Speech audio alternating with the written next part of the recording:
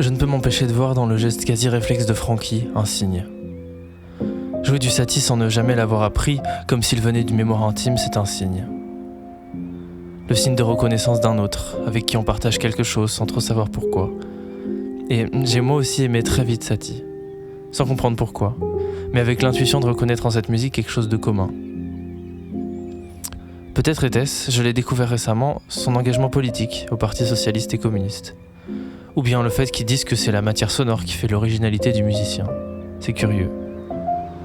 Mais je pense que ça découle d'autre chose, qui est la base de cette communauté avec Francky, qu'il évoque dans l'entretien. La mélancolie. Aujourd'hui, j'aimerais doter ma théorie d'un affect, devenu essentiel depuis cette intuition. La mélancolie est le langage du décalage. Le décalage avec les autres, avec le monde en tant qu'il se présente à nous. Satie parlait aussi de l'esprit symphonique, comme d'un équilibre d'interaction entre le sonore, le textuel, le visuel et le scénique. J'aimerais y ajouter une dimension affective, je vais essayer. Pardonnez mon imprudence.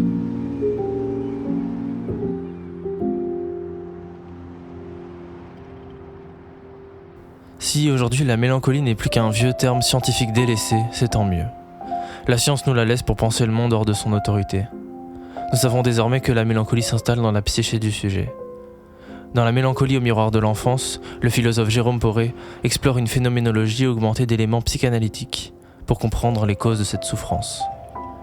Le sujet, pour qui l'avenir n'est plus alors que répétition du passé, vit la solitude à travers une expérience de la chute et de la déchéance perpétuelle, coincé entre son destin et sa liberté. La cause se situerait alors dans l'enfance et dans l'expérience d'une absence symbolique et d'une privation de la confiance en l'avenir et en ce qui l'entoure. La cause est un dysfonctionnement qui donne à voir le monde avec un décalage. Jadis, la mélancolie avait une cause physique. Dans son étymologie, la bile noire qui coule depuis la rate et infecte le corps d'une mauvaise humeur. J'en vois parfois des taches sur le papier d'un livre, sur les partitions. Je sens qu'elle coule dans mes oreilles lorsque j'écoute de la musique. Et j'en suis presque heureux. Je suis presque heureux parce que j'ai vu alors quelqu'un tousser si fort pour la faire partir. Je le vois tousser, encore et encore pour que sorte ce liquide. En sortant, il forme des lettres, des notes, des pages, des paysages, de la matière. Mais voilà des années que j'attends qu'elle s'en aille, que je cherche à la chasser de mon esprit. Pourquoi ?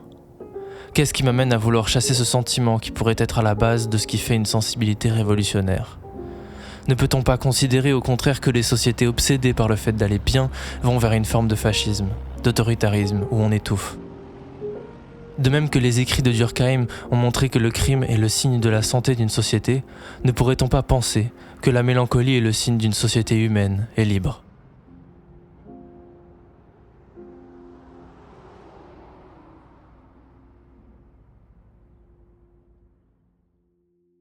Voilà désormais bien des siècles depuis que le philosophe nous a laissé son problème 30, dans lequel il avance que le génie et la folie ont la même racine, que les génies ont été des mélancoliques.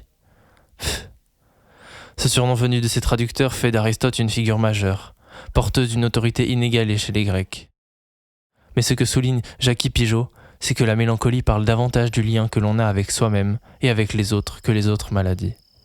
Ce qui en fait au passage une maladie d'apprentissage naturel de la philosophie. Soit, je n'aime pas l'approche de la mélancolie par le génie et la folie. Poursuivons. C'est en suivant la trace des parchemins de traduction chez les médecins et philosophes musulmans du Xe siècle que l'on retrouve la mélancolie. Chez Al-Razi notamment, qui contredit l'idée selon laquelle la mélancolie a un lien avec la folie. Pour lui, c'est un sentiment latent qui habite la normalité, qui habite le jour et la nuit depuis le commencement chez certains.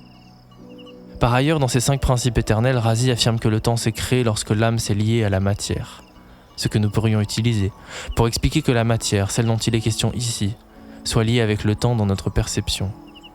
La condition de notre existence est structurée dans l'existence du temps, et cette conscience nous permet de ressentir la vie comme une matière.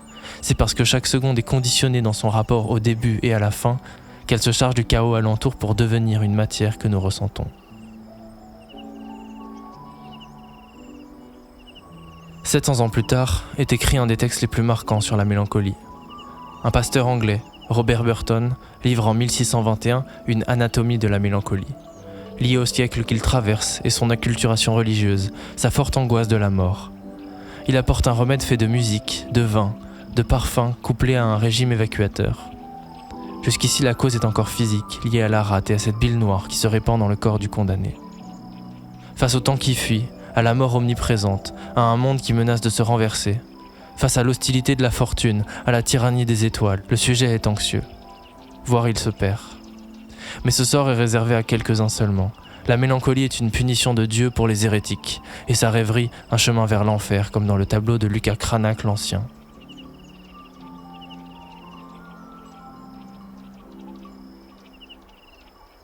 Chaque matin de réveil, j'ai le ventre serré et la gorge nouée, comme si je ne parvenais pas à voir le soleil dehors et ton sourire. Chaque matin, les couleurs glissent sur ma rétine et impriment ce négatif qui me laisse deviner que quelque chose ne tourne pas rond. Mes souvenirs portent le rouge du sang qui frappe sur ma tempe, la dissonance du bruit à mon oreille. J'ai trouvé récemment le calme dans une église. Mais avec mon ventre, ne suis-je pas un hérétique ? Quelle place pourrais-je avoir ici, moi qui n'y crois pas ? Je crois y avoir trouvé une intuition.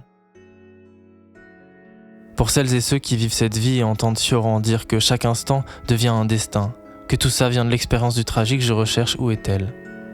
Il dit même que je regrette ce qui est mort en moi, c'est vrai. Je marche quand d'un coup, ma vision bascule. Je ne parviens plus à voir cette rue passante, cette soirée animée, ces gens qui discutent, dansent, boivent, consomment. Une chaleur intense apparaît et le feu prend ma tête pour me faire voir ce qu'il faut voir. Un paradis perdu. Ce qui est mon quotidien, ce qui est le monde qui m'entoure, se diffracte et se métamorphose en mon esprit. Cette bile noire cache les façades, isole les sourires, brouille les signaux et les bruits pour ne garder que l'essentiel. Nous vivons dans la capitale de l'enfer, le siège de Lucifer. Le pandémonium, surgit des vers de John Milton, jeté sur la toile de John Martin. 4 siècles plus tard, Dieu a changé. Le Dieu de l'ordre capitaliste a fait de nous des hérétiques. Ce n'est pas lui que Vald remercie dans l'intro de son dernier album, Pandémonium.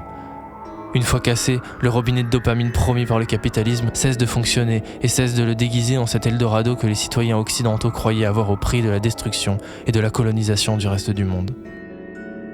Ça explique aussi bien pourquoi la capitale de l'enfer est un paradis perdu.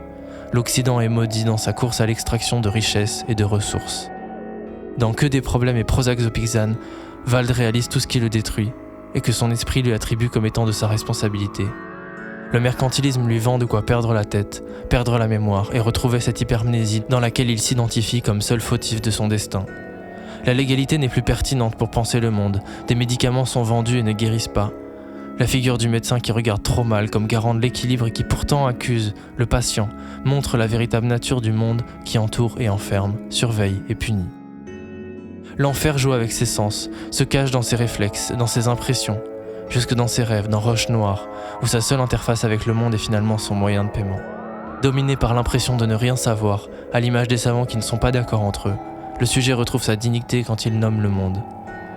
Certains passent par le complot, nous passerons par l'art, la philosophie et la politique. Du haut de son enrichissement personnel qui lui donne l'illusion du pouvoir, Vald comprend qu'il n'a de solidarité réelle qu'avec les 99% du peuple, ceux qui souffrent des mêmes dominations et qui sont écrasés sous le poids des dividendes. Pris entre tous les feux, condamné par tous les dieux, le sujet mélancolique n'a plus d'autre choix que de se reconnaître hérétique et de trouver son chemin parmi ceux qui ont traversé l'histoire et que l'Empire pourchasse. Comme hier, les cathares, qui vivaient selon des principes de liberté et d'égalité avant leur assassinat par les catholiques. La mélancolie sait reconnaître la liberté comme sa seule issue. En d'autres termes et pour être actuel, car l'histoire s'écrit sous nos yeux, dans la mélancolie comme affect, il ne peut y avoir d'indifférence au génocide en cours en Palestine. La mort des peuples colonisés est un pas de l'Empire de plus dans la capitale de l'enfer.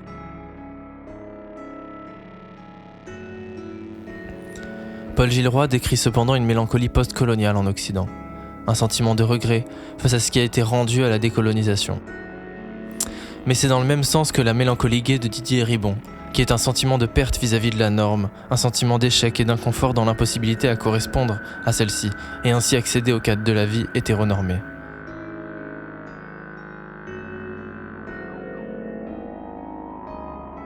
Nos sociétés coloniales font l'objet d'une dissonance entre le discours, les politiques profondément coloniales, racistes, et l'état de fait de la libération des populations colonisées.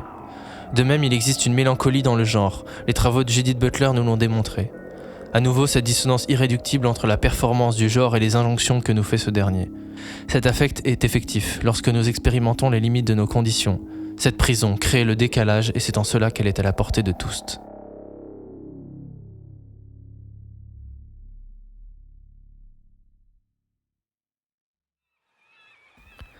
Le 19e siècle poursuit. Le spleen de Baudelaire permet de voir ce qui est caché, l'or dans la boue. Finalement, nous pouvons dire que ce spleen est le garant d'un esprit de la Révolution, puisqu'il fait voir les failles d'un système qui tord le monde pour lui attribuer une valeur et un commerce. La mélancolie, la vraie, c'est le somme qui fait peur aux riches de PNL, parce qu'elle annonce le désenchantement. Elle annonce que la greffe ne prendra pas. Le rapport au temps est ici primordial, car si la mélancolie donne l'impression que l'avenir est une répétition du passé, on rejoue alors sans cesse la mécanique de la défaite face au cycle de l'Empire, qui se détruit pour se renforcer. Mais la mélancolie ne peut s'arrêter à l'impossibilité de sa chute. Dans Mélancolie ouvrière, Michel Perrault dresse le portrait de Lucie Beau, syndicaliste de la soie dans le Lyonnais au début du XXe, et qui a connu à travers la lutte l'espoir et l'effervescence d'un ensemble si éphémère face à l'autorité patronale et étatique. Elle qui tenta de mettre fin à sa vie de 3 coups de revolver avant d'y survivre dans le silence. Elle démontre que la mélancolie est moins l'histoire de la victoire, dit Michel Perrault, mais l'histoire d'une quête.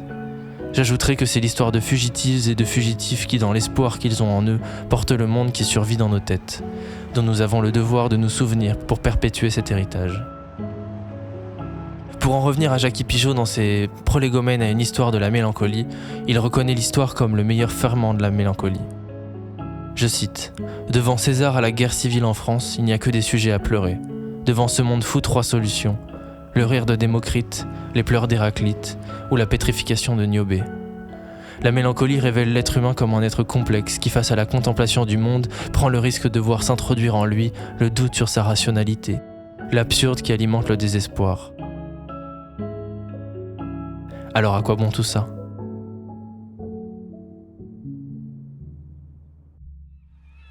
La musique est porteuse elle aussi de cet affect, dans son instant.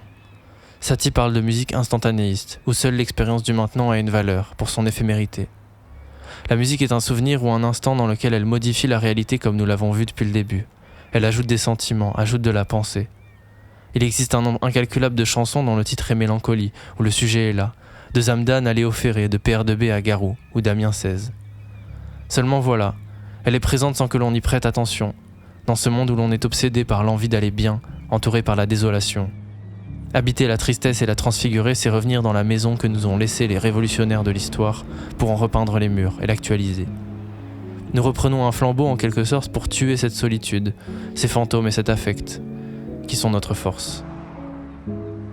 Wald conclut sur ce paradis perdu et sur la mort de sa mère, preuve qu'il reste nos relations, nos liens, pour faire exister un peu de bonheur dans le temps et dans la matière. C'est l'amour révolutionnaire, celui qui promet, et qui par la confiance peut faire céder le monde. C'est ce que Francky reconnaît comme un désir d'humanité que lui offre ce sentiment. C'est l'amour révolutionnaire des beaufs et des barbares d'Horia Boutelja. Chérissons notre tristesse, cette mélancolie qui, une fois domptée, laisse exister le bonheur et la lutte, le besoin de collectif et l'épanouissement personnel. Mais elle nous laisse avec cette idée en tête. Dans l'apprentissage du monde, la mélancolie toujours revient et nous montre ce que l'on ne veut pas voir. Face à cette vision du pandémonium, le choix est face à nous. Le combattre ou l'embrasser. Materials, épisode 5.